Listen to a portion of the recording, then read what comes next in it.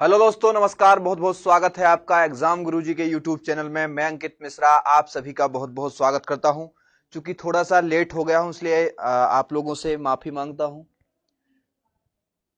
Okay, good evening.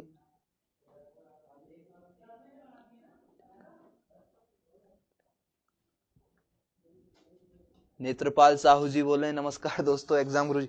चलिए चूंकि जैसा का मैंने आपसे बोला था कि कल की जो हमारी क्लास होने वाली है स्मार्ट बोर्ड पर होगी, तो उसकी जो सेटिंग नहीं बन पाई, इस कारण से थोड़ा लेट भी हो गई है क्लास, और इस कारण से वो आज क्लास स्मार्ट बोर्ड पर नहीं हो पाएगी। इसी तरह से अपनी क्लास चलेगी आज भी। चलिए बात करते हैं कि आज हमारे एमपीपीएससी की स्पेशल क्लास में कौन सा टॉपिक हम लेने वाले हैं। तो चूंकि आपको टॉपिक पहले से पता था कि भारत के पर्वत, पठार और दर्रों से रिलेटेड क्वेश्चन आज मैं आपके सामने लेके आने वाला हूं, तो कोई टाइम वेस्ट नहीं करेंगे, सीधे क्वेश्चनों की तरफ बढ़ते हैं और बढ़ते हैं आज की क्लास को बढ़ाते हैं आगे। और देखिए क्लास 6 बजे से स्टार्ट हो जाती है, कल से आपको फिक्स 6 बजे मिलेगी। आज थोड़ा सा 7-8 मिनट क्लास लेट हो गई है, चिंता मत करो, कल से टाइम से आ जाऊंगा। और ये 7 बजे से आपकी दांगी सर की क्लास चल रही है, देखना मत भूलिए। 7 बजे से स्टार्ट हो जाती है, 9 बजे से राहुल सर की स्पेशल क्लास है, जिसमें आप मध्य प्रदेश राज्य व्यवस्था पढ़ रहे हैं, अधिनियम और पर्यावरण भी पढ़ने वाले हैं। कोर्स यदि आपने अभी तक नहीं लिए हैं, नोट्स यदि अभी तक आपने ज्वाइन नहीं किया है तो जरूर कर लीजिए, क्योंकि बहुत महत्वपूर्ण कोर्स है ये आपके लिए। बात करते हैं एफएलटी की, तो एफएलटी भी आपके लिए बहुत ही रोल प्ले करने वाली है आपके एग्जाम में। इसमें ऑब्जेक्टिव टाइप क्वेश्चंस हैं और इसमें 100 सब्जेक्टिव और टोटल जो है फुल लेंथ टेस्ट वो आपके 125 टेस्ट इसमें रहेंगे। राइट, बात करते हैं आज की क्लास के पहले क्वेश्चन का। तो क्वेश्चन आपके सामने शो हो चुका है, इंपोर्टेंट क्वेश्चन रहेंगे इसमें। जस्ट मैं बात करते चलूंगा, फैक्ट भी बताते चलूंगा कि कौन सा पर्वत, पठार या पहाड़ कहां पर है। चलिए जल्दी से आंसर देते चलिए, आप लोग आंसर देना है, जल्दी से देना है आप लोगों को आंसर। चलिए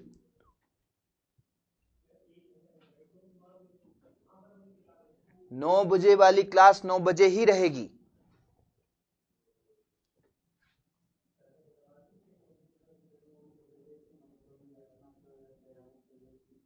एफएलटी में 105 टेस्ट हैं, चिंता मत करो, 125 ही होंगे आपके, जस्ट यहां से अपलोड हो जाएंगे, चिंता मत करो उसमें।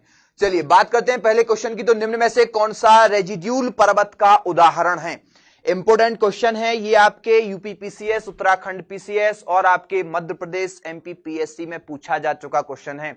बहुत ही इंपोर्टेंट क्वेश्चन है। तो देखिए सबसे पहले कि रेजिड्यूल पर्वत क्या कहलाते हैं। रेजिड्यूल पर्वत क्या कहलाते हैं, तो ये आपको समझना है। रेजिड्यूल का मतलब होता है, हिंदी में बोला जाए तो अवशिष्ट पर्वत। अब आपको कोई दिक्कत नहीं होगी। रेडियूल जो आपके रेजिड्यूल या अवशिष्ट पर्वत एक ही पर्वत होते हैं। क्या होता है कि पुराने समय के ऐसे पर्वत जो किसी कारण हवा से या जल के कारण वो अपशिष्ट होते जा रहे हैं, उनका अपर्दन होता जा रहा है, उनका जो आकार बढ़ने की अपेक्षा वो कम होता जा रहा है, तो ऐसे पर्वत किस श्रेणी में आते हैं? वो आते हैं आपके रेजिड्यूल पर्वत की श्रेणी में। भारत में कौन कौन से पर्वत? तो भारत में एक तो आपका राजस्थान का सबसे प्रमुख और विश्व का सबसे पुराना पर्वत अरावली हो जाएगा। दूसरे की बात करें तो आपका मध्य प्रदेश में फैला हुआ विंध्य पर्वत हो जाएगा, आपका उसी में आ जाएगा। इसी प्रकार से अन्य प्रकार की जो ये पर्वत फैले हुए छोटी छोटी पहाड़ियां, ये सब अवशिष्ट पर्वत के उदाहरण हो जाएंगे। बात करें हिमालय की, तो हिमालय बिल्कुल सबसे नया, नवीन, मोड़दार, बलित पर्वत है। ये कैसा है? इसका आकार बढ़ रहा है। फिर बात करें किलिमंजारो की, तो किलिमंजारो कहां पे है? ये आपका अफ्रीका महाद्वीप का पर्वत है और ये ज्वालामुखी से बना हुआ पर्वत है। एटना भी आपका इटली का एटना ज्वालामुखी है और ये एक ज्वालामुखी है और इससे लगातार उद्गार हो रहा है। बात हम कर चुके हैं वर्ल्ड ज्योग्राफी में। चलिए बात करते हैं अगले क्वेश्चन की। तो अगला क्वेश्चन आपके सामने, सभी लोगों ने डी नंबर दिया है। Asha ji good evening, good evening, good evening. चलिए जल्दी से स्टार्ट करते हैं सेकंड नंबर का क्वेश्चन। तो सेकंड नंबर का जो क्वेश्चन है आपके सामने आ चुका है, उत्तराखंड का सबसे ऊंचा पर्वत शिखर कौन सा है? इंपोर्टेंट क्वेश्चन है उत्तराखंड का। चूंकि कल की क्लास यदि आपने देखी होगी तो मैं दावे के साथ कह सकता हूं कि इस वाले क्वेश्चन का आंसर आपने देखते ही लगा दिया होगा, क्योंकि कल हमने जो हिमालय की सबसे ऊंची चोटी और मध्यवर्ती चोटी, सबसे ऊंचे मतलब सबसे पहले हमने ट्रांस हिमालय की बात की, फिर ट्रांस हिमालय के बाद बृहद हिमालय या सर्वोच्च हिमालय की बात की, फिर हमने मध्य हिमालय, हिमाचल श्रेणी या लघु हिमालय की बात की, फिर हमने निम्न हिमालय या शिवालिक श्रेणी की बात की थी। तो मैंने आपको 2 ट्रिकें बताई थी, जिससे मध्य हिमालय की चोटियां याद हो जाएंगी आपको और एक से आपको बृहद हिमालय की चोटियां याद हो जाएंगी। तो जल्दी से बता दीजिए इसमें सबसे ऊंची वाली जो बृहद हिमालय में जो चोटियां हैं वो मैंने आपको बताई थी, ए नागा देवी का नाम कंचन है। तो देवी से क्या था वो नंदा देवी, अर्थात नंदा देवी आपके उत्तराखंड में है और ये उत्तराखंड की सबसे ऊंची चोटी है, क्योंकि ये महान हिमालय में, ग्रेट हिमालय में या फिर बृहद या सर्वोच्च हिमालय में इसको गिना जाता है। चलिए, कोई डाउट नहीं होगा, क्योंकि यदि आपने कल की क्लास देखी है तो आपको 100% मैं गारंटी से कह रहा हूं कोई डाउट नहीं होगा। ठीक है, केदारनाथ बद्रीनाथ छोटी छोटी पहाड़ियां हैं, मतलब छोटी नहीं है तो बहुत ऊंचाई की, लेकिन सबसे हाईएस्ट जो है नंदा देवी है, इसे फूलों की घाटी कहा जाता है। राइट, बात करते हैं तीसरे क्वेश्चन की। तो क्वेश्चन देख लीजिए, थोड़ा सा जटिल लगेगा देखने में, पर चिंता मत कीजिए, अच्छे से पढ़िए, उसको ध्यान से पढ़िए, फिर देखिए आपको तुरंत सारे के सारे आपके जो कॉन्सेप्ट हैं वो क्लियर होते जाएंगे। देखिए जल्दी से फटाक से आंसर लगाइए, क्योंकि यहां पर मुझे डस्टर नजर नहीं आ रहा है। चलिए मैं देख लेता हूं, थोड़ा सा ऐसे रब करने के लिए डस्टर नजर नहीं आ रहा है, देखते हैं, ये रहा।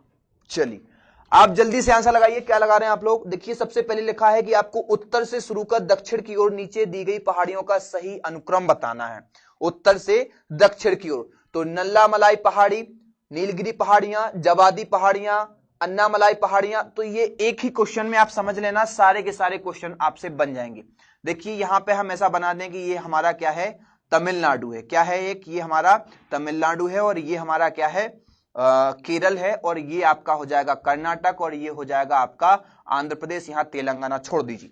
चलिए अब हम बात करते हैं, ये आपका उड़ीसा हो जाएगा। तो सबसे पहले उड़ीसा और आंध्र प्रदेश के तटवर्ती इलाकों में महेंद्रगिरी की पहाड़ियां फैली हुई हैं।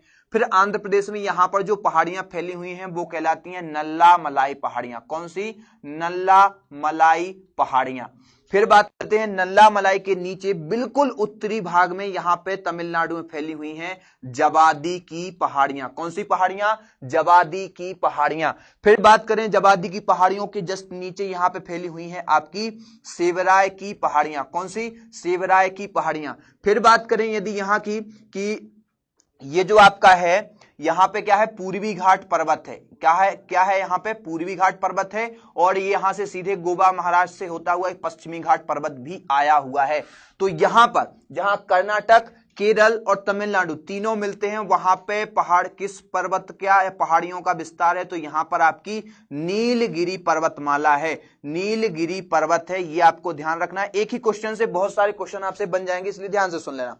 यहां पे आपकी क्या है, नीलगिरी पर्वतमाला है, और नीलगिरी पर्वतमाला बहुत इंपॉर्टेंट है। नीलगिरी माउंटेन रेलवे भी यहां चलाई गई थी, और यहां पर वहां की प्रसिद्ध ऊटी या ऊटकमंड जिसे कहते हैं हिल स्टेशन भी है, और यहां पर दक्षिण भारत की सबसे प्रमुख जनजाति टोडा जनजाति का निवास है। किस जनजाति का, टोडा जनजाति का निवास है, जो ऐसी जनजाति है, पशुपालक जनजाति है, जो भैंस का पालन करती है, सबसे सुंदर जनजाति मानी जाती है, और इसमें बहुपति विवाह की प्रथा भी चलती है, यह भी याद रखना है। फिर हम बात करते हैं इसके जस्ट नीचे, तो इसके जस्ट नीचे हमारी दक्षिण भारत की एक चोटी या श्रृंखला लगती है जिसका नाम है अन्नामलाई। क्या नाम है, अन्नामलाई, और अन्नामलाई पर दक्षिण भारत की सबसे ऊंची चोटी है, क्या नाम है, अनेमुदी। क्या नाम है उसका, अनेमुदी, जो कि 2696 मीटर ऊंची है, दक्षिण भारत की सबसे ऊंची चोटी है। नीलगिरी में नहीं है, नीलगिरी में जो डोडा बेट्टा है वो 2637 मीटर ऊंची डोडा बेट्टा है।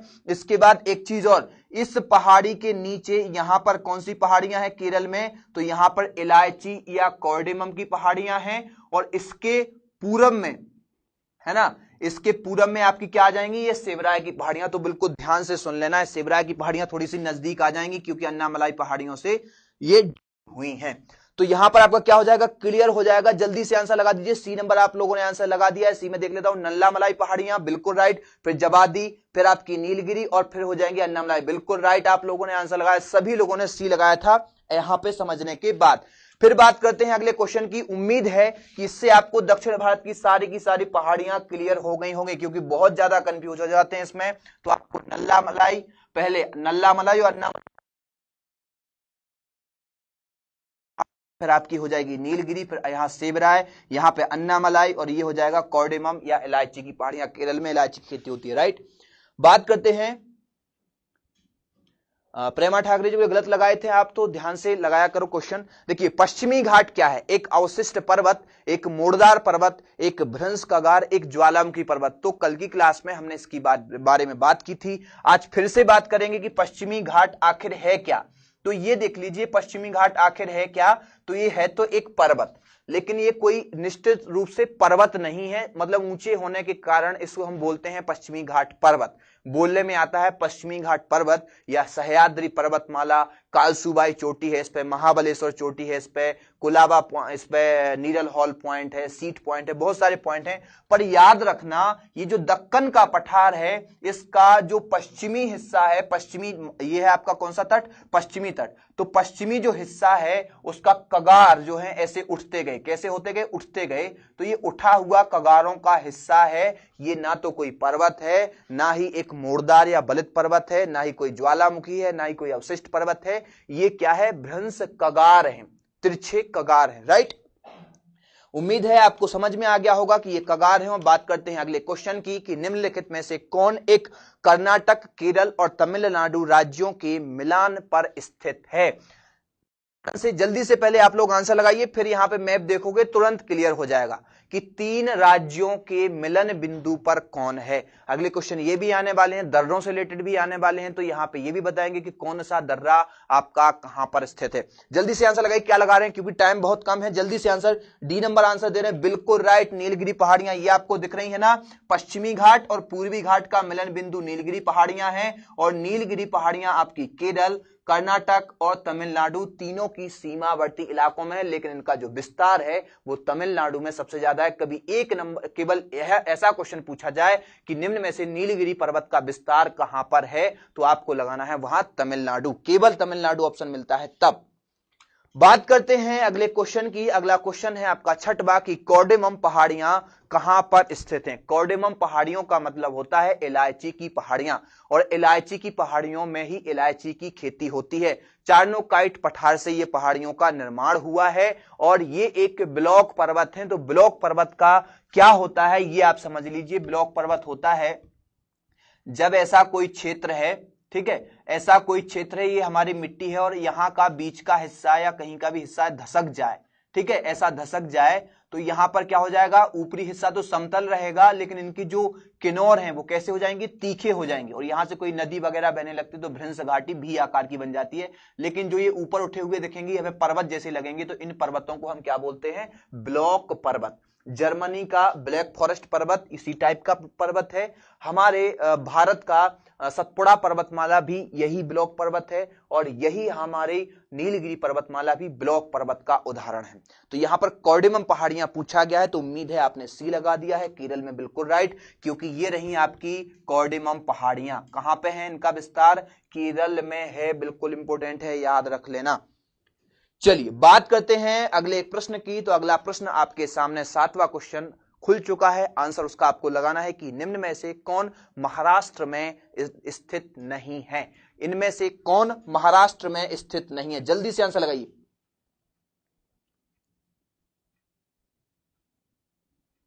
जल्दी से आंसर लगाइए, जल्दी से, है ना। क्या है? बालाघाट श्रेणी, हरिश्चंद्र श्रेणी, मांडव श्रेणी, सातमाला श्रेणी। तो यदि बात करें महाराष्ट्र की कि ये फैला हुआ आपका महाराष्ट्र है, तो सबसे पहले तो यहां अजंता श्रेणी फैली हुई है, ठीक है, जिसके बीच से अजंता श्रेणी हुई हमारे मध्य प्रदेश में फैली हुई है सतपुड़ा। तो सतपुड़ा और अजंता के बीच से आपकी ताप्ती नदी बहती है, और सतपुड़ा और यहां ऊपर आपकी आ जाएगा विंध्य पर्वत, तो इन दोनों के बीच से नर्मदा बहती है। तो सबसे पहले तो अजंता, तो ऑप्शन में अजंता तो है नहीं, ठीक है। फिर आपकी आती है हरिश्चंद्र श्रेणी। तो यहां पे फैली हुई जो श्रेणी है वो कौन सी है? हरिश्चंद्र श्रेणी। सॉरी, इसके पहले क्या हो जाएगा? हरिश्चंद्र श्रेणी के पहले यहां पे, इसके ऊपर हरिश्चंद्र के पहले क्या हो जाएगा? यहां सतमाला की पहाड़ियां फैली हुई हैं, बहुत इंपॉर्टेंट है, याद रखना, ठीक है। खनिज दृष्टि से भी ये भरपूर मानी जाती हैं। सतमाला पहाड़ियां, उसके नीचे आपकी हरिश्चंद्र पहाड़ियां, और उसके जस्ट यहां पे आ जाएंगी आपकी, तो ये बालाघाट श्रेणी। कौन सी श्रेणी? बालाघाट श्रेणी। तो यहां पर आपकी इन तीनों का विस्तार है। लेकिन बात करते हैं मांडव श्रेणियां की, तो मांडव श्रेणियां आपकी आ जाएंगी कहां पर? गुजरात में। गिर की पहाड़ियां और मांडव पहाड़ियां ये दोनों आपकी कहां जाएंगी? गुजरात में। मांडव पहाड़ियां आपकी मांडू मध्य प्रदेश में स्थित नहीं है, इतना ध्यान रखना, क्योंकि ज्यादातर लोग मांडव पहाड़ियां मांडू में लगा देते हैं, ठीक है, परकोटा महल के कारण। जी हां, बात करते हैं सी नंबर आपका राइट हो जाएगा। बात करते हैं अगले क्वेश्चन की, तो अगला क्वेश्चन आपके सामने शो हो चुका है। आंसर जल्दी से लगा दीजिए कि निम्न में से कौन सी दक्षिण भारत की सबसे ऊंची चोटी है। दक्षिण भारत की सबसे ऊंची चोटी जल्दी से बताइए। देखिए, अनायमुड़ी, डोडा बेट्टा, महेंद्रगिरी या धूपगढ़। तो हम महेंद्रगिरी की बात करें तो महेंद्रगिरी कहां पर है? उड़ीसा और तमिलनाडु, उड़ीसा और आंध्र प्रदेश में महेंद्रगिरी की पहाड़ियां फैली हुई हैं, लेकिन ये सबसे ऊंची चोटी नहीं है। फिर बात करें धूपगढ़ की, तो धूपगढ़ हमारे सतपुड़ा पर्वतमाला की महेंद्रगिरी सतपुड़ा पर्वतमाला में ये महादेव श्रेणी की सबसे ऊंची चोटी है। 1350 मीटर इसकी ऊंचाई है और ये मध्य भारत की सबसे ऊंची चोटी मानी जाती है। फिर बात करें डोडा बेट्टा की, तो डोडा बेट्टा तमिलनाडु में नीलगिरी पर्वत श्रेणी की सबसे ऊंची चोटी है। नीलगिरी पर्वत श्रेणी की सबसे ऊंची चोटी है जो कि 2637 मीटर ऊंची है और यह दक्षिण भारत की दूसरी सबसे बड़ी चोटी है। जबकि दक्षिण भारत की सबसे बड़ी चोटी की बात की जाए तो वो हो जाएगी आपकी अन्नामलाई पहाड़ी की अनायमुदी चोटी, जो कि 2696 मीटर, कहीं कहीं 2697 मीटर इसकी ऊंचाई बताया गया। तो ये हो जाएगी दक्षिण भारत की सबसे ऊंची चोटी। बात करते हैं अगले क्वेश्चन की, तो वो आ चुका है आपके सामने, शो हो चुका है। आंसर लगा दीजिए जल्दी से, क्या हो जाएगा? निम्नलिखित में से कौन सा युग्म सुमेलित नहीं है? गड़जात पहाड़ियां ओडिशा, मांडव पहाड़ियां महाराष्ट्र, नल्लामलाई पहाड़ियां आंध्र प्रदेश या सेवराय पहाड़ियां तमिलनाडु। जल्दी से आंसर लगाइए, क्योंकि यहां पर जो बात कर रहे हैं हम, तो वो जस्ट पहले ही हम क्वेश्चन सोल्व कर चुके हैं, इसलिए इसमें कोई टाइम नहीं लगना चाहिए आपको। जल्दी से बताइए। देखिए, बात करें यदि हम गड़जात पहाड़ियों की, तो जहां महेंद्रगिरी की पहाड़ियां फैली हुई हैं, महेंद्रगिरी पहाड़ियों के ही नजदीक उड़ीसा में दूसरी पहाड़ियां भी फैली हुई हैं जिन्हें गड़जात की पहाड़ियां कहते हैं। बात करें यदि मांडव पहाड़ियों की, तो मांडव की जो पहाड़ियां, अब भी हम बात कर रहे थे कि गुजरात में इनका विस्तार है। गुजरात में गिर पहाड़ियों का भी विस्तार है, जिसमें गिर राष्ट्रीय उद्यान बनाया गया है, जो कि एशियाई शेरों के संरक्षण के लिए विश्व प्रसिद्ध है। बात करें यदि नल्लामलाई पहाड़ियों की, तो आंध्र प्रदेश में यह बना हुआ है, अभी भी फिगर बना हुआ है। सेवराय पहाड़ियां तमिलनाडु में, तो ये रही आपकी सेवराय पहाड़ियां तमिलनाडु में। सेवराय पहाड़ियों में कड़ाई कुनाल करके एक वहां हिल स्टेशन है, जिसलिए सेवराय पहाड़ियों का जो महत्व है वो अत्यधिक बढ़ जाता है। बात करते हैं इसके राइट आंसर की, तो हो जाएगा क्लियर, मैं बता चुका हूं, क्योंकि महाराष्ट्र में आपकी कौन सी मांडव पहाड़ियां नहीं है, मांडव आपकी हो जाएंगी गुजरात। बात करते हैं अगले क्वेश्चन की, आ चुका है अगला क्वेश्चन, जल्दी से आंसर लगाइए। क्या लगा रहे हैं आप लोग? कोडाई कनाल किस पर्वत श्रृंखला पर स्थित है? हाँ जी, क्वेश्चन यदि आपको अच्छे लगे तो वीडियो को लाइक जरूर करना है और कमेंट करके बताना है क्वेश्चन आपको कैसे लगे बाद में, और वीडियो को शेयर ज्यादा से ज्यादा करना है। कोडाई कनाल, सॉरी मैं ही आपको यह क्वेश्चन बता चुका हूं, चलिए कोई बात नहीं। कोडाई कनाल किस पर्वत श्रृंखला पर स्थित है? पालनी पहाड़ियों पर, नीलगिरी पहाड़ियों पर, विंध्याचल पहाड़ियों पर या फिर अरावली पहाड़ियों पर? तो पालनी की पहाड़ियां कहां हैं? तो पालनी पहाड़ियां जब आपसे क्वेश्चन पूछा जाए, जैसे सेवराय पहाड़ियां मैंने आपको यहां बता दिया, ठीक है, सेवराय पहाड़ियां मैंने आपको यहां बता दिया, फिर आपकी पालनी पहाड़ियां, ठीक है। जस्ट क्वेश्चन क्या पूछा? कोडाई कनाल पूछा गया, यहां पर क्या कोडाई कनाल पूछा गया। तो कोडाई कनाल जो हिल स्टेशन है वो सेवराय पहाड़ियों में नहीं है मित्र, वो कहां पर है? एक बहुत ही प्रसिद्ध हिल स्टेशन है, घूमने लायक जगह है, फूलों की घाटी वहां पे बनती है और हरियाली आप देख सकते हैं, जैव विविधता वहां पे देख सकते हैं, हाथियों का झुंड वहां पे देखा जा सकता है। तो ये आपका कहां पर है? अन्नामलाई पहाड़ी के पूर्व में बिल्कुल सटी हुई पहाड़ी है एक, जिसका नाम है आपकी पालनी की पहाड़ियां, और पालनी की पहाड़ियों में विश्व प्रसिद्ध एक पर्यटन स्थल है जिसका नाम कोडाई कनाल है। राइट, अरावली आपका यहां पर राजस्थान में फैला हुआ है, विंध्याचल पर्वतमाला ये फैली हुई है जिसकी कैमूर श्रेणी हो जाएगी और एक भांडेर श्रेणी हो जाएगी, दो श्रेणियों में, ठीक है। नीलगिरी में भी नहीं है, नीलगिरी में क्योंकि ऊट कमंड या ऊटी हो जाएगा, तो यहां पे आपका पालनी राइट हो जाएगा। मैंने आपसे शुरुआत में आपका सेवरा बता दिया था, चिंता मत करो, ध्यान से सुना करो। चलिए आंसर लगाइए जल्दी से। निम्न युग्मों पर विचार करना है आपको कि कॉर्डेमम पहाड़ियां कोरोमंडल तट पर हैं क्या, फिर बताना है कैमूर पहाड़ियां कोंकण तट पर हैं क्या, महादेव पहाड़ियां मध्य भारत में हैं क्या, मिकिर पहाड़ियां पूर्वोत्तर भारत में हैं क्या। पहाड़ियों से रिलेटेड क्वेश्चन आने वाले थे, मैंने आपको कल भी बताया था। आगे जो क्वेश्चन है वो आपके दर्रों से रिलेटेड क्वेश्चन, जल्दी से आंसर लगाइए। देखिए बात करते हैं सबसे पहले कॉर्डेमम पहाड़ियां की, तो कॉर्डेमम पहाड़ियां या इलायची की पहाड़ियों का विस्तार केरल में है। कहां पर है? केरल के दक्षिण पश्चिमी वाले हिस्से में, ये रही आपकी केरल में। और ये बात करते हैं कि यहां पे क्या लिखा है कि कोरोमंडल तट, तो कोरोमंडल तट किसे कहा जाता है? पूर्वी तट को। सबसे पहले उत्तरी सरकार, कहां से? आपके उड़ीसा से लेकर के गोदावरी नदी तक के तट को, गोदावरी से और यहां आपके कृष्णा नदी तक के तट को क्या बोला जाता है? गोलकुंडा तट। और कृष्णा से लेकर के कन्याकुमारी तक के तट को बोला जाता है कोरोमंडल तट, पूर्वी भाग को। तो वहां पे ये आपको पहाड़ियां नहीं मिलेंगी। बात क्लियर? फिर बात करते हैं कैमूर पहाड़ियां की, तो कैमूर पहाड़ियां आपकी कहां पर हैं? ये रही कैमूर पहाड़ियां आपके मध्य प्रदेश के कटनी, सतना में, कटनी, सतना और जबलपुर जिलों में इनका विस्तार है, क्योंकि ये अरावली आपके विंध्य पर्वतमाला का भाग है। उसके बाद में आपकी कौन सी पहाड़ियां लगी हुई हैं साथ में? तो भांडेर श्रेणी भी लगी हुई है। तो वो भी आपकी कहां है? तो उसमें आपका कोंकण तट, कोंकण बोला जाता है गोवा से लेकर के और महाराष्ट्र तक के तट को कोंकण तट, तो वहां पर नहीं है, ये भी आपका क्या हो जाएगा? रॉन्ग हो जाएगा। महादेव पहाड़ियां मध्य भारत में फैली हुई, तो बात कर चुके हैं कि अरावली जो आपका सतपुड़ा पर्वतमाला है, इसकी बीच वाले हिस्से में जो महादेव पर्वत है, इसकी सबसे ऊंची चोटी धूपगढ़ है, तो ये आपकी मध्य भारत में, राइट। मिकिर पहाड़ियां पूर्वोत्तर भारत में, तो बिल्कुल राइट, क्योंकि मिकिर पहाड़ियों का विस्तार जो है कहां पर है? तो असम में है, तो क्लियर हो जाएगा ये। तो आपके केवल 4 और 3 और 4 ही आपके राइट हो जाएंगे, तो आपका सी नंबर ऑप्शन राइट हो जाएगा। बात करते हैं अगले क्वेश्चन की कि निम्नलिखित में से किस राज्य में सबरीमाला स्थित है? इंपोर्टेंट है, जल्दी से आंसर लगाइए, 1 लाइन क्वेश्चन। सबरीमाला परियोजना भी है। हाँ जी जी, निक्की जाधव जी, थैंक यू। क्वेश्चन अच्छे लगे आपको बस, और क्वेश्चन आपके क्या एग्जाम के पैटर्न के क्वेश्चन ला रहा हूं, ऐसे ही क्वेश्चन आपके एग्जाम में आने वाले हैं, तो उसी हिसाब से क्वेश्चन को लाता हूं, ठीक है। तो निम्न में से किस राज्य में सबरीमाला स्थित है? बात करते हैं सबरीमाला की, तो सबरीमाला जो है क्या है? इसको रब कर दूं मैं अब, चलिए। तो सबरीमाला क्या है? देखिए, पंपापुर सरोवर का नाम आपने सुना होगा, रामायण वगैरह देखी होती। पंपापुर सरोवर, सुग्रीव से मिलने के लिए राम जी जाते हैं, तो वहां पर सबरी जी मिलती हैं, ठीक है, सबरी जी मिलती हैं। उसके बाद पंपापुर सरोवर मिलता है। पंपापुर सरोवर को आज के समय में, पंपापुर सरोवर को पंबा झील बोलते हैं। पंबा झील से जो नदी निकलती है उसे पंबा नदी बोलते हैं, ठीक है। सब नदी थी, वहीं पे एक बार क्या हुआ कि सबरी जी का पैर फिसल गया, सबरी गिरी, तो वहां पे क्या होगा? सबरी गिरी, एक वहां पे परियोजना बना दी गई है, सबरी गिरी परियोजना, ठीक है। और इसके बाद में सबरीमाला, सबरीमाला लेकर के वहीं पे क्या किया करती थी? भजन किया करती थी। तो सबरीमाला, ये सब कहां पर है? सबकी बात कर रहा हूं मैं, केरल में। शांत घाटी भी केरल में है। शांत घाटी से भरत पूजा नदी निकलती है। कौन सी नदी निकलती है? भरत पूजा नदी निकलती है, ये भी आपको याद रखना है, साइलेंट वैली से। तो ये आपका केरल हो जाएगा। बात करते हैं अगले क्वेश्चन की। 13वां क्वेश्चन है कि माउंट एवरेस्ट शिखर पर चढ़ने वाली प्रथम महिला कौन थी? विश्व में पूछा गया है, इंपोर्टेंट क्वेश्चन है, जल्दी से आंसर लगाइए। 16 मई का वो दिन था, 16 मई 1975 को उस महिला ने एवरेस्ट के शिखर पर चढ़ करके विश्व में कीर्तिमान स्थापित किया था और अपने देश का नाम रोशन किया था और पूरे संसार की महिलाओं का नाम रोशन किया था। जल्दी से बताइए, आंसर लगाइए जल्दी से।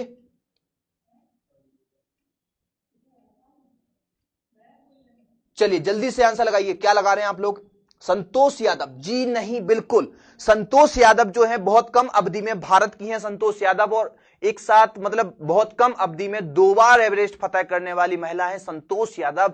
लेकिन 16 मई 1975 को जापान की जुको तबई जो महिला थी, उन्होंने सबसे पहले एवरेस्ट पर फतह की थी 1975 में। उसके बाद 1984 में उत्तराखंड की बछेंद्री पाल ने प्रथम भारतीय महिला जो एवरेस्ट शिखर पर उन्होंने फतह की थी, वो भारतीय महिला थी, राइट। बात करें संतोष यादव की, तो 2 बार लगातार 2 बार एवरेस्ट पर चढ़ने वाली महिला है। और वैलेंटिना टेरेस्कोवा की बात करें तो ये अंतरिक्ष में जाने वाली प्रथम महिला है और 94 दिन तक, सबसे लंबे समय तक अंतरिक्ष में रही। और वहां पर इन्होंने तैरने वाली महिला में भी इनका टॉप नाम आता है कि अंतरिक्ष में तैरने वाली महिला आपकी Valentina Tereshkova, right.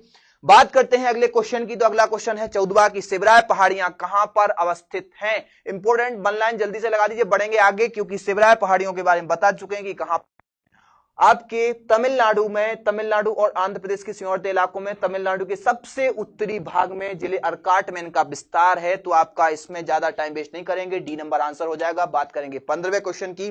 Guru Shikhar पर्वत चोटी किस राज्य में अवस्थित है? क्योंकि गुरु शिखर चोटी पर क्या हो जाएगा? गुरु शिखर चोटी पर माउंट आबू अंग्रेजों का जैन धर्म का सबसे महत्वपूर्ण स्थल है और माउंट आबू में वहां पर क्या है, उदय सागर झीलें वगैरह भी हैं। और माउंट आबू क्या होता है कि एक हिल स्टेशन कहलाता है। क्या कहलाता है? हिल स्टेशन कहलाता है, घूमने लायक जगह है। तो माउंट आबू का विस्तार कहां पर है? अरावली पर्वतमाला में। माउंट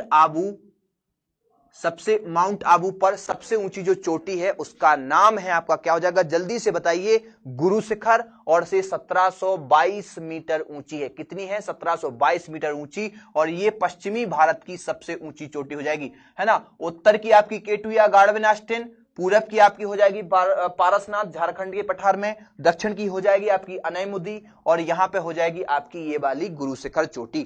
तो बात करते हैं ये कहां पे है, तो राजस्थान में हो जाएगी। बात करते हैं अगले क्वेश्चन की। यदि आपने नोट्स अभी तक नहीं लिए हैं तो आप ले लीजिए, बार बार कह रहा हूं, बहुत अच्छे नोट्स हैं। और एक चीज और आपसे ये बोला हूं कि यदि आप FLT ज्वाइन करना चाहते हैं तो कर लीजिए, क्योंकि टाइम बहुत कम है, बहुत अच्छे से तैयारी हो जाएगी, रिवीजन आपका अच्छा हो जाएगा। ठीक है, बात करते हैं क्वेश्चन की, तो बढ़ते हैं क्वेश्चन की तरफ। और ये रहा आपका 16वां क्वेश्चन। जवाहर सुरंग नाम किस प्राकृतिक पर्वतीय दर्रे को दिया गया है? जवाहर सुरंग नाम। पीर पंजाल दर्रे को बुंदिल लिखा है तो वो बुंदिल मत समझिए, बुर्जिल दर्रा लिखा हुआ है। बनिहाल दर्रा और सिपकीला दर्रा, यहां पर आपको 4 दर्रे दिए गए हैं। तो जल्दी से आंसर लगाइए कि पीर पंजाल जो है वो कहां है। जल्दी से आंसर दीजिए।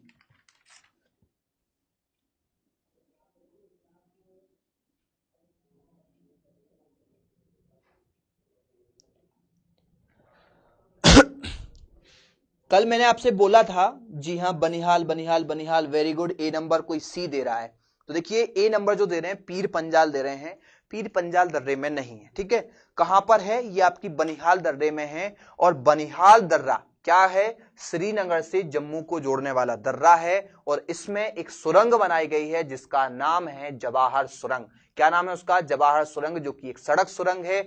चेनानी नासरी सुरंग कहां पर है? लंबाई कितनी है? किसने उद्घाटन किया? ये भी आपको बताना है। ठीक है, तो जल्दी से कमेंट करके आप लोग बताते चलिए। बात करते हैं अगले क्वेश्चन की। तो अगला क्वेश्चन आ चुका है। जो हमारी जवाहर सुरंग है इसमें से कौन सा नेशनल हाईवे निकलता है, ये भी आपको पता होना चाहिए। चलिए बात करते हैं अधोलिखित युग्मों में से कौन सा सही सुमेलित नहीं है, ये आपको बताना है। एक ऐसा है जो गलत है। देखिए माउंट आबू अरावली पहाड़ियों में, जस्ट अब भी बात कर रहे थे कि ये अरावली का पर्वत है, पूरी पहाड़ी है, और इसी में माउंट आबू है, एक हिल स्टेशन, और यहीं पर सबसे ऊंची चोटी गुरु शिखर भी है। बात करते हैं कुड़ाई कनाल अन्नामलाई पहाड़ियों में, तो जी नहीं, क्योंकि हम तो अब भी पढ़ चुके हैं कि जो कुड़ाई कनाल दक्षिण भारत का प्रसिद्ध हिल स्टेशन है वो अन्नामलाई पहाड़ियों में नहीं है, शिवराय पहाड़ियों में भी नहीं है, वो पालनी की पहाड़ियों में है, जो अन्नामलाई पहाड़ियों के जस्ट पूर्व में है। अन्नामलाई पहाड़ियों के जस्ट पूर्व में जो पालनी पहाड़ियां लगी हुई हैं वहीं पर ये क्या है? कुड़ाई कनाल है। तो ये हो जाएगा आपका गलत। ऊटकमंड जो है, जस्ट बात कर चुके हैं कि ऊटकमंड कहां पर है, तो ये आपका नीलगिरी माला में स्थित है, और ऊटकमंड या ऊटी से नाम से जाना जाता है। और ये भी एक क्या है? तो ये भी एक हिल स्टेशन है। शिमला धौलाधर श्रेणी में, बिल्कुल राइट। शिमला आपका हिमाचल प्रदेश की ग्रीष्मकालीन राजधानी, और ये धौलाधर श्रेणियों में स्थित है। कल हमने श्रेणियों की बात की थी कि धौलाधर, ठीक है, फिर पीर पंजाल, फिर आपकी हो जाएगी जोस्कर श्रेणी, फिर लद्दाख श्रेणी, फिर काराकोरम श्रेणी। तो सबसे हाईएस्ट ऊपर हो जाएगी आपकी काराकोरम, यहां पे हो जाएगा बी नंबर आंसर। बढ़ते हैं 18वें क्वेश्चन की तरफ की। निम्न में से कौन सा दर्रा पश्चिमी घाट पर्वतमाला पर स्थित नहीं है? बहुत इंपॉर्टेंट क्वेश्चन है, जल्दी से आंसर लगाइए, बहुत इंपॉर्टेंट है। देखिए पश्चिमी घाट पर्वत को यहां बना देते हैं। पश्चिमी घाट पर्वत ये बना हुआ है, ठीक है, बना हुआ है पश्चिमी घाट पर्वत। हमको सिर्फ समझना है कि ये पश्चिमी घाट पर्वत है, ठीक है। अब इस पर्वत में दर्रा क्या होता है? दर्रा होता है एक पास, मतलब किसी भी प्रकार से नदी या रोड या सड़क या कुछ भी निकालने के लिए, जिस टाइप से हम निकालते हैं कि रेलवे निकालना है हमें, या यातायात निकालना है हमें, रोड निकालना है, तो उसके लिए दो पर्वतों के बीच से जो एक छोटा गहरा हिस्सा होता है उसे हम बोलते हैं पास, है ना, या दर्रा। तो जल्दी से बताइए, थालघाट दर्रा, भोरघाट दर्रा, पालघाट दर्रा। तो देखिए सारे के सारे याद होना चाहिए आपके, देखे, ठीक है। थालघाट दर्रा कहां से जाता है? तो ये नासिक से मुंबई, अर्थात मुंबई से कहां? नासिक जाता है थालघाट दर्रा। कौन सा दर्रा? थालघाट दर्रा, और महाराष्ट्र में है। फिर बात करते हैं, जी हां, फिर बात करते हैं भोरघाट दर्रे की। तो भोरघाट कहां से जाता है? मुंबई से पुणे के बीच, ठीक है, मुंबई से पुणे के बीच, ये आपका भोरघाट दर्रा हो जाएगा, ठीक है। थालघाट हो गया, भोरघाट, ये दोनों कहां पे आ जाएंगे? महाराष्ट्र में। फिर बात करते हैं पालघाट दर्रे की। तो ये कहां पे है आपका? ये है आपका केरल में, और ये केरल में क्या करता है, त्रिवेंद्रम से मदुरै को जोड़ता है। मदुरै, तमिलनाडु का मदुरै, जिसे मंदिरों का शहर कहते हैं, त्योहारों का शहर कहते हैं, मदुरै को किससे जोड़ता है, त्रिवेंद्रम से जोड़ता है मदुरै को, पालघाट दर्रा। फिर बात करते हैं पीपली घाट दर्रा की, तो पीपली घाट जो दर्रा है वो अरावली पर्वतमाला में स्थित है। कहां पर, राजस्थान में, अरावली पर्वतमाला में। तो ये आपका पश्चिमी घाट में नहीं आएगा, इतना सा आपको याद रखना था। राइट, डी नंबर हो जाएगा। बात करते हैं अगले क्वेश्चन की, तो ये रहा मूर्खा घाटी, जुफू घाटी, सांगला घाटी, कश्मीर घाटी, सांगला घाटी और आपका युथांग घाटी। जल्दी से आंसर लगाइए। देखिए बात करते हैं इनकी, तो जो मूर्खा घाटी है, हाँ जल्दी से आंसर लगाइए। हाँ जी, अब बात करेंगे इनकी कि जो मूर्खा घाटी है तो वो कहां पर है। तो जो मूर्खा घाटी है वो लद्दाख क्षेत्र में स्थित है। ठीक है, मूर्खा घाटी लद्दाख क्षेत्र की सबसे प्रमुख घाटी है। तो कहां पे हो जाएगी आपकी, ये हो जाएगी जम्मू कश्मीर में। तो आपका मूर्खा घाटी पे आपका जम्मू कश्मीर, मतलब 3 आना चाहिए, पहले नंबर पे 3। तो या तो आपको बी में मिल रहा है या डी में मिल रहा है। फिर बात करते हैं अगली जुकू घाटी की, तो जुकू जो घाटी है ये जुफू श्रेणी के पास में स्थित है, और यहां पर सितंबर माह में इतने फूल लगते हैं कि बहुत ही ज्यादा हरियाली होती है, और ये आपकी नागालैंड के कोहिमा से मात्र 30 किलोमीटर दूर है। तो ये हो जाएगा आपका जुकू घाटी नागालैंड, मतलब 2 नंबर पे 4 आना चाहिए। तो हमारा डी नंबर क्लियर हो रहा है। लेकिन आगे और देखते हैं कि जो सांगला घाटी है ये आपकी कहां है। तो ये सांगला घाटी आपकी हिमाचल प्रदेश में है। कहां पर है, हिमाचल प्रदेश की प्रमुख घाटी है सांगला घाटी, बहुत महत्वपूर्ण है। बात करें युथांग घाटी की, काहे की बात करें, युथांग घाटी की, तो आपकी युथांग, या ऐसा लिख लें आपकी थंग और गंग। गंगटोक कहां की राजधानी है, सिक्किम की। तो थंग और गंग, ये जो युथांग घाटी है गंगटोक के पास में है, और ये सामरिक महत्व की घाटी है, क्योंकि ये तो आपको पता है कि यहां से जेलेपला, नाथुला जैसे महत्वपूर्ण सामरिक महत्व के दर्रे निकलते हैं। चीन जुड़ा हुआ है, तिब्बत जुड़ा हुआ है, ठीक है, चीन या तिब्बत जुड़ा हुआ है, नेपाल और भूटान भी जुड़ा हुआ है। तो महत्वपूर्ण है, आपका हो जाएगा डी नंबर। बात करते हैं अगले क्वेश्चन की, बढ़ते अगले क्वेश्चन की तरफ। 20वां क्वेश्चन आ चुका है, जोजिला दर्रा किन किन को जोड़ता है। कल ही मैंने आपको बता दिया था कि दर्रे जरूर याद कर लेना, क्योंकि यहां से क्वेश्चन पूछे जाने का ट्रेंड बन चुका है, यहां से क्वेश्चन आना शुरू हो गए हैं, तो ये आपको याद होना चाहिए। जल्दी से बताइए, जोजिला दर्रा। मैं आपको एक ट्रिक बता देता हूं, याद रहेगा। जब जम्मू कश्मीर भारत का मतलब पूर्णतः हिस्सा नहीं था, नरेंद्र मोदी सरकार ने इसे बना दिया, तो वहां के जवान जो जम्मू कश्मीर में रहते थे वो क्या बोलते थे, जो जिया तो क्या कर दूंगा, कश्मीर से लेह को ले लूंगा। ठीक है, क्या कर देंगे, कश्मीर से लेह को ले लेंगे। यहां पर आपका क्या हो जाएगा, जोजिला दर्रा किनको जोड़ता है, श्रीनगर और लेह को, कलिंगपोंग और लिहासा को, चंबा और स्पीति को, अरुणाचल और लिहासा को। देखिए चंबा स्पीति ये तो आपका बिल्कुल गलत हो जाएगा, अरुणाचल प्रदेश तो बिल्कुल गलत हो जाएगा, क्योंकि जोजिला दर्रा आपका हिमाचल, इसमें जम्मू कश्मीर में है। तो आपका ए और बी है ना, लिहासा भी आपका क्या है, ये भी आपका गलत हो जाएगा, केवल आपका ए नंबर ऑप्शन बच रहा है। तो जो जिया, तो श्रीनगर से क्या लूंगा मैं, लेह को लेके रहूंगा। बस इतना सा याद रख लो, आप कभी नहीं भूलोगे। जो जिया अर्थात जो जिला या जो जिया, तो क्या करूंगा, श्रीनगर से कश्मीर को लेके, श्रीनगर से लेह को लेके रहूंगा। बाद में सारे के सारे याद करवा दूंगा। पर यहां पर बढ़ते हैं अगले क्वेश्चन की तरफ। अगला क्वेश्चन है जो आपके सामने शो हो चुका है कि निम्नलिखित पर्वतीय दर्रों का सही पश्चिम से पूर्व क्रम क्या है।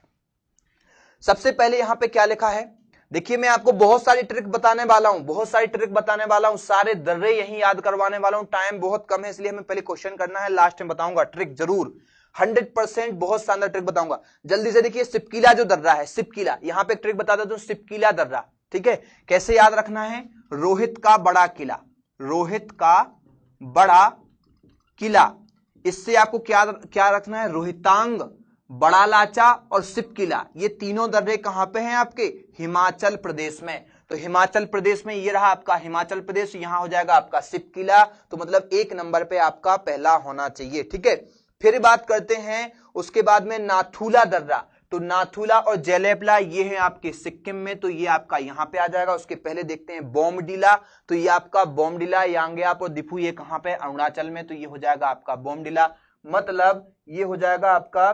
फिर आ जाएगा लिपुलेख, तो माना, नीति और लिपुलेख, कौन कौन से, माना, नीति और लिपुलेख, तो ये 3 दर्रे आपके कहां पे हो जाएंगे, उत्तराखंड में। तो पहले आ जाएगा आपका सिपकीला मतलब पहला नंबर, फिर आएगा आपका चौथा नंबर, पहला नंबर, फिर चौथा नंबर, फिर आएगा आपका नाथुला दूसरा नंबर, और फिर आएगा आपका तीसरा।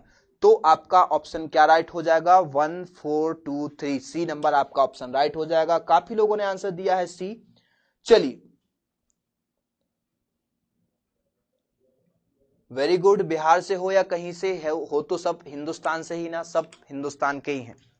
चलिए बात करते हैं पालघाट दर्रे की। तो निम्नलिखित में से किन 2 राज्यों को जोड़ता है पालघाट दर्रा, किन 2 राज्यों को? सिंपल सा क्वेश्चन है, आपका जस्ट पहले बता चुका हूं ना कि ये पश्चिमी घाट पर्वत में स्थित है, और ये कैसा है, यहां पर है, और ये आपके केरल के त्रिवेंद्रम से मदुरै को जोड़ता है। तो मदुरै आपका त्योहारों का नगर जो है वो आपका तमिलनाडु में है, और त्रिवेंद्रम आपका केरल में है। तो 2 नगरों को जोड़ता है, अर्थात केरल और तमिलनाडु को जोड़ता है। कोई डाउट ही नहीं होगा इसमें। बढ़ते हैं अगले क्वेश्चन की तरफ। तो 23वां क्वेश्चन आपके सामने आ चुका है। बहुत महत्वपूर्ण आंसर इसका लगाना है, आपको गलत नहीं करना है। हिमालय की हिमनदों के पिघलने की गति सबसे कम है, सबसे अधिक है, या विश्व के अन्य हिमनदों के समान है, या फिर हिमालय के हिमनदों के पिघलने के विषय में कोई भी सूचना उपलब्ध नहीं है। चलिए यहां पर थोड़ा सा बात करना जरूरी है, क्योंकि ग्लोबल वार्मिंग का जो विषय है ये अंतरराष्ट्रीय चिंता बन गया है। ठीक है, क्योंकि जो जहरीली गैसें निकल रही हैं, इससे ओजोन परत क्षरण हो रही है। ओजोन परत क्षरण होने से सूर्य की जो परावैंगनिक किरणें हैं डायरेक्ट पृथ्वी पर आ रही हैं, जिससे बर्फ पिघलना ज्यादा हो गया है। तो ये प्रक्रिया अभी भारत में मतलब ओजोन परत का ज्यादा क्षरण नहीं हुआ है। ओजोन का जो विस्तार है 1984 में कहां देखा गया था, अंटार्कटिका पर, और ये अमेरिका की तरफ बढ़ रहा था। ठीक है, लेकिन ये चिंता का विषय है कि हमारे भारत में भी जो हमारा ग्लेशियर है ये बहुत तेजी से पिघल रहा है, बहुत ही तेजी से पिघल रहा है, सबसे अधिक पिघल रहा है। क्यों? क्योंकि इसके उस उपलक्ष्य में एक बात सामने आई कि जहां से गंगा नदी निकलती है उत्तराखंड के गौमुख के हिमानी से, गंगोत्री के गौमुख हिमानी से, तो गौमुख हिमानी का जो आज से 50 साल पहले जितना आकार था, 50 साल में उसका आकार 1/2 आधा रह गया है। कितना? 50 साल में आधा रह गया है। इससे यह सिद्ध होता है कि सबसे ज्यादा तेज गति से हमारे भारत का हिमालय की जो बर्फ है वो पिघल रही है। तो राइट आंसर हो जाएगा। बढ़ते हैं अगले क्वेश्चन की तरफ, जल्दी से सुमिलित कर दीजिए। नाथुला दर्रा कहां पर है, बोमडीला कहां पर है, तुजू कहां पर है, सिपकीला दर्रा कहां पर है? बात करते हैं नाथुला दर्रा की। तो ये बहुत ही अंतरराष्ट्रीय सामरिक महत्व का है, क्योंकि चीन से जितना भी व्यापार होता है महत्वपूर्ण सबसे ज्यादा, तो वो आपका चीन से व्यापार नाथुला दर्रे से होता है। और ये दर्रा आपका जम्मू कश्मीर सिक्किम में स्थित है। तो आपका ए नंबर पे आएगा सिक्किम मतलब 3, तो पहले नंबर पे आएगा 3, तो सी और डी ही आपका ऑप्शन हो सकता है। फिर बात करते हैं तुजू दर्रे की। तो तुजू दर्रा, दिफू दर्रा आपका कहां पे है, अरुणाचल प्रदेश में, और तुजू दर्रा आपका मणिपुर में। ये भी सामरिक महत्व का है, क्योंकि ये म्यांमार जाने के लिए सड़क प्रदान करता है।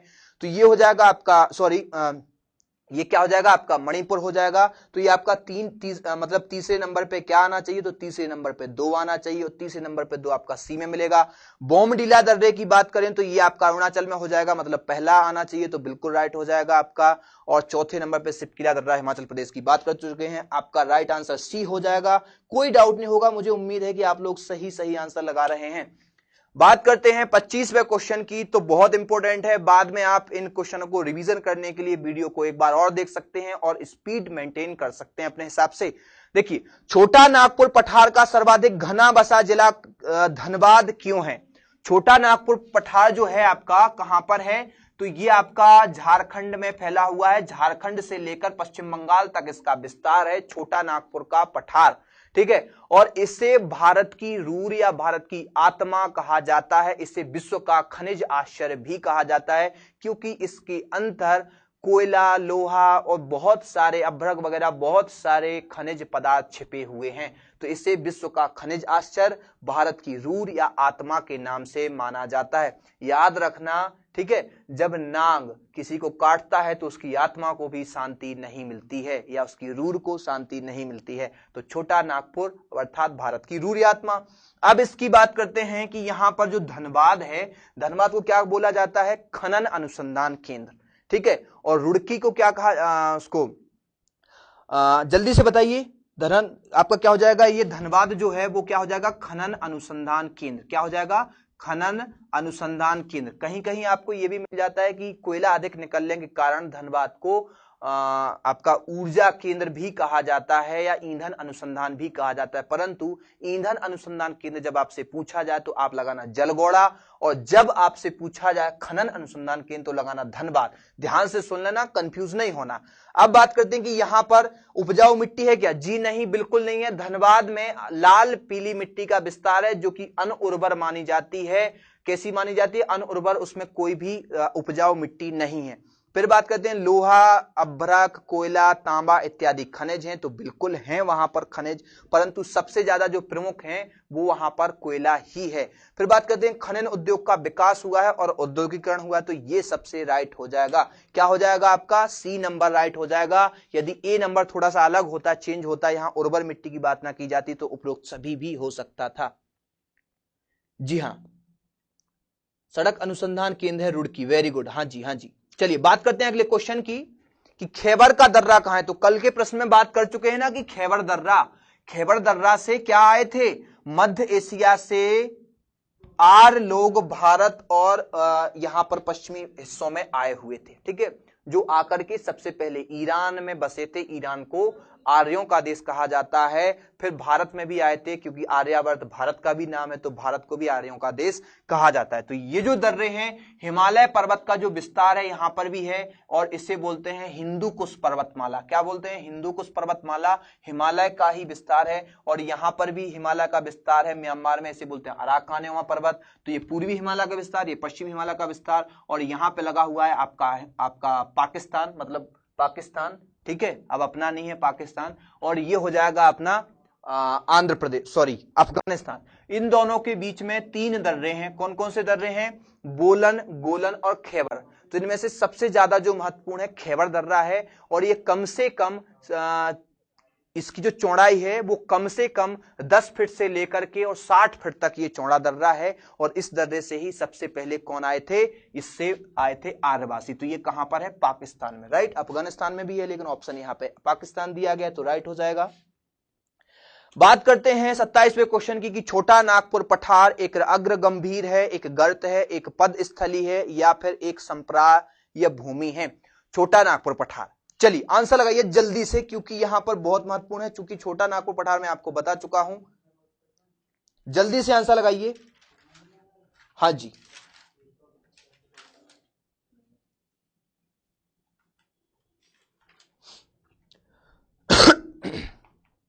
क्या लगा रहे हैं? डी नंबर लगा रहे हैं आप। एक संप्राय, देखिए एक संप्राय भूमि आप कैसे बोल सकते हैं? संप्राय भूमि मतलब प्लेन भूमि। वो आपको पठार तो पहले ही बताया, मतलब प्राय मैदान से उठा हुआ भाग और समतल, उसके किनार नहीं होना चाहिए वो समतल, लेकिन जमीन से तो उठा हुआ है, तो संप्राय भूमि तो नहीं है।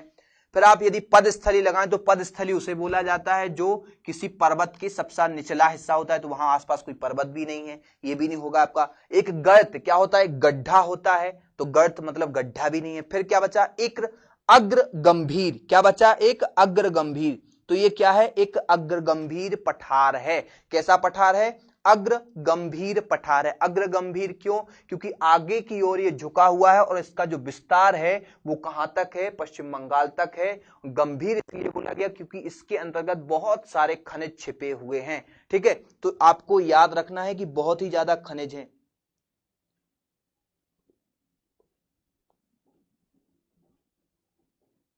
कुछ समझ नहीं पाते? चलिए कोई कोई क्वेश्चन ऐसा टफ आता है, तो ऐसा मतलब एग्जाम का जो पैटर्न रखा जाता है पेपर का, वो ऐसा रखा जाता है कि 45% सामान्य प्रश्न रखे जाते हैं, उसके बाद उनका हाईएस्ट, और 15% प्रश्न कैसे रखे जाते हैं? बिल्कुल टफ, बहुत ही खतरनाक। तो उन्हीं में ऐसे प्रश्नों की गिनती आ जाती है। जल्दी से आंसर लगा दीजिए। पालघाट निम्न में से किन किन के मध्य स्थित है? नीलगिरी और कौडेमम पहाड़ियां, नीलगिरी और अन्नामलाई पहाड़ियां, अन्नामलाई और कौडेमम पहाड़ियां, कौडेमम पहाड़ियां और पालनी पहाड़ियां। ध्यान से यदि आपने शुरुआत के क्वेश्चन समझे होंगे तो इसमें आपको कोई परेशानी नहीं आने वाली है, क्योंकि यहां पर आपका पश्चिमी घाट पर्वत खत्म होता है, और यहां पे आपका कौन सा? यहां पर आपका पूर्वी घाट खत्म होता है और पश्चिमी घाट यहां तक फैला हुआ है। पश्चिमी घाट का ही विस्तार किसे माना जाता है? नीलगिरी पर्वतमाला को। तो नीलगिरी पर्वतमाला के नीचे ही आपको क्या मिलेगी? अन्नामलाई की पहाड़ियां। और जो पालघाट दर्रा है वो पश्चिमी घाट में है, तो ये हो जाएगा आपका नीलगिरी और अन्नामलाई दोनों पहाड़ियों के बीच। ये आपकी नीलगिरी और ये आपकी अन्नामलाई और ये आपका हो जाएगा पालघाट दर्रा जो त्रिवेंद्रम से मदुरै को जोड़ रहा है। तो यहां पे आपका ऑप्शन हो जाएगा बी नंबर, मतलब नीलगिरी और अन्नामलाई पहाड़ियों के बीच, अन्य किसी पहाड़ियों के बीच नहीं है। बात करते हैं 29वें क्वेश्चन की, नीलगिरी और कॉर्डेमम। जी नहीं, मतलब फिर नीलगिरी और कॉर्डेमम, कॉर्डेमम तो यहां आ जाएंगी ना, कॉर्डेमम बहुत नीचे आ जाएंगी, मतलब इसके बीच अन्नामलाई आएगी ही नहीं क्या? ऐसा थोड़ा सा सोच समझ के लगाया। पालनी पहाड़ियां यहां आ जाएंगी, जवादी पहाड़ियां यहां आ जाएंगी और ये आपकी सेवराय पहाड़ियां फिर कहां जाएंगी? तो यहां पे आ जाएगा आपका नीलगिरी और अन्नामलाई के बीच, राइट। काठियावाड़ प्रायद्वीप का विस्तार निम्न में से कहां पर है? काठियावाड़ प्रायद्वीप, काठियावाड़, जल्दी से आंसर लगाइए। देखिए राजस्थान, पश्चिम बंगाल, महाराष्ट्र या गुजरात, आंसर लगा दीजिए जल्दी से।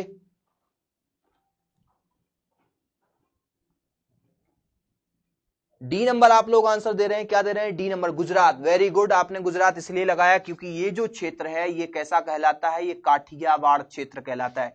और प्रायद्वीप क्या कहलाता है? तो प्रायद्वीप जो तीन ओर से समुद्र से घिरा हुआ है, क्योंकि यहां पे भी पानी भरा हुआ है, तो एक ओर से यहां घिरा, दूसरी ओर से यहां घिरा, तीसरी ओर से यहां घिरा, तो ये तीन ओर से समुद्र से घिरा हुआ भाग प्रायद्वीप कहलाता है। ये हमारा प्रायद्वीप है, दक्षिण प्रायद्वीप, और ये हमारा काठियावाड़ प्रायद्वीप हो जाएगा। क्लियर?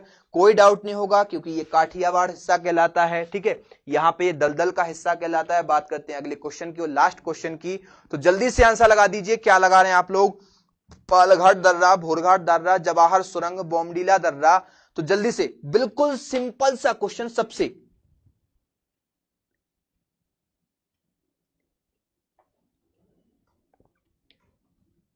जल्दी से आंसर लगाइए। डी नंबर दे रहे हैं आप लोग आंसर जी। कच्छ की खाड़ी है ना, ये खंबात की खाड़ी, ये कच्छ की खाड़ी। खाड़ी मतलब खाड़ी में क्या होता है? खाड़ी होती है तीन ओर से स्थलीय भाग से घिरी। तो देखिए ये स्थल है, ये स्थल है, ये स्थल है, तो ये खंबात की खाड़ी है, यहां पर नर्मदा ताप्ती गिरती है। ये आपकी कच्छ की खाड़ी है क्योंकि ये कच्छ का रण है छोटा, और यहां से भारत पाकिस्तान के बीच विवाद चल रहा है, ठीक है। लेकिन ये दलदली इलाका है और यहाँ पे विवाद चल रहा है भारत पाकिस्तान के बीच। पाकिस्तान बोलता है कि हमारे हिस्से पे इंडिया ने कब्जा कर रखा है, ठीक है। तो यहाँ पर आपकी कच्छ की खाड़ी है, याद रखना है। आपका कच्छ का छोटा रण है, यहाँ भूकंप भी बहुत ज्यादा आते हैं, मुंद्रा वगैरह फैले हुए। देखिए पालघाट दर्रा आपका कहां हो जाएगा? केरल में। पालघाट दर्रा कहां हो जाएगा? केरल में। भोरघाट दर्रा आपका महाराष्ट्र में। फिर आपका बोमडीला दर्रा हो जाएगा अरुणाचल प्रदेश में। और जवाहर सुरंग जो है वो हो जाएगी आपकी कहां पर? तो वो हो जाएगी आपकी जम्मू कश्मीर में। अर्थात पालघाट मतलब एक नंबर पे आना चाहिए आपका, केरल मतलब 3, तो पहले पे आपको 3 केवल डी नंबर में मिल रहा है। दूसरे भोरघाट पे आना चाहिए महाराष्ट्र मतलब 1, तो बिल्कुल राइट है। फिर जवाहर सुरंग पे आना चाहिए आपका जम्मू कश्मीर मतलब 4, तो बिल्कुल राइट है। और आपका बोमडीला 5वें नंबर पर अरुणाचल, बिल्कुल राइट। मतलब हमारा ऑप्शन हो जाएगा डी नंबर। क्लियर? किसी को डाउट हो तो जल्दी से पूछ लो। चलिए टाइम भी हो चुका है, क्लास भी खत्म हो चुकी है, लेकिन मैंने आपको बोला था कि मैं आपको ट्रिक बताने वाला हूं, तो ट्रिक सुन लीजिए। ट्रिक तो वैसे आपको सारे के सारे दर्रे तो याद होंगे, पर दर्रे यदि याद नहीं है तो मैं ट्रिक बता देता हूं, ठीक है। ट्रिक में क्या हो जाएगा? जैसे जम्मू कश्मीर के दर्रे यदि आपसे पूछे जाते हैं कि जम्मू कश्मीर के दर्रे कौन कौन से हैं, तो आप उन्हें याद रख सकते हैं ऐसे, का, पी, जो, बा, बू, बस। इससे क्या हो जाएगा? किसी लड़के से, किसी बच्चे से आप पूछ रहे हैं कि का पी जो बाबू, मतलब क्या पिएगा बाबू, ठीक है, छोटे बच्चे को बाबू बोलते हैं। तो क्या हो जाएगा? का पी जो बाबू, मतलब काराकोरम दर्रा, पीर पंजाल दर्रा, जोजिला दर्रा, बनिहाल दर्रा और बुरजिल दर्रा, ये सब के सब कहां पर हैं? तो ये सब के सब आपके जम्मू कश्मीर में स्थित हैं। फिर बात करें यदि इसके बाद कि उत्तराखंड के दर्रों की, तो उत्तराखंड में आपको याद रखना है कि उसमें माना, जैसे आप क्या बोलें किसी व्यक्ति से, कोई ज्यादा बात कर रहा है कि हमारी बात मानो, हमारी बात मानो, तो आप उससे कह रहे हैं थारी बात मान ली, ठीक है, थारी बात मान ली। तो क्या हो जाएगा? थारी बात मान ली, तो बात छोड़ दो वहीं पे, थारी बात मान ली, तो माना, नीति, लिपुलेख, ली, है ना, ऐसा भी आप कर सकते हैं समझने के लिए।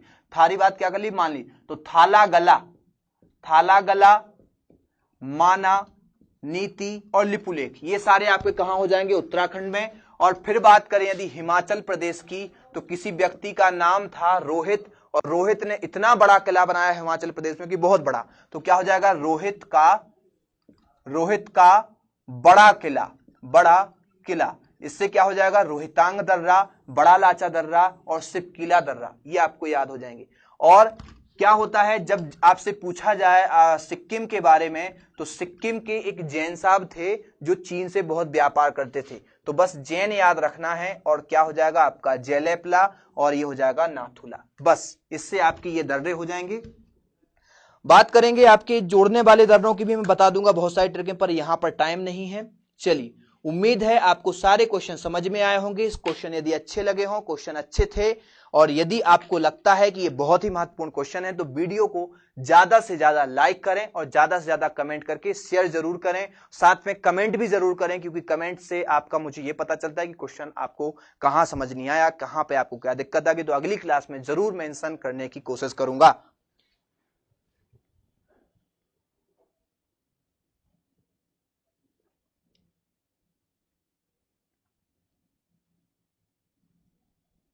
हाँ जी, कल का टॉपिक ये ध्यान से सुन लीजिए। कल का टॉपिक हमारा क्या होगा, कल का टॉपिक जरूर सुन लीजिए, क्योंकि कल का जो टॉपिक है वो है भारत की नदियां, झीलें और जलप्रपात। ध्यान से बहुत अच्छे तरीके से इसको रीड करके आना, अच्छे से तैयार करके आना, क्योंकि रिवीजन आपका फर्स्ट क्लास होने वाला है। तो इसमें आपकी सारी की सारी नदियां भारत की, उन पर बनी हुई परियोजनाएं नहीं है इसमें शामिल, परियोजनाओं का अलग लेक्चर होगा। केवल भारत की नदियां कहां से निकली हैं, कहां तक जाती हैं, इनकी लंबाई क्या है, इनके ऊपर जलप्रपात जो है वो है, और झीलों का विस्तार कहां पर है, झीलें भी आपको याद रखना है। बहुत महत्वपूर्ण क्लास होने वाली है कल की, 6 बजे आप लोग उपस्थित हो जाना। उम्मीद ये भी करते हैं कि कल शायद कल की जो क्लास है वो स्मार्ट बोर्ड पर हो, पर क्लियर नहीं कहा जा सकता है। Thank you.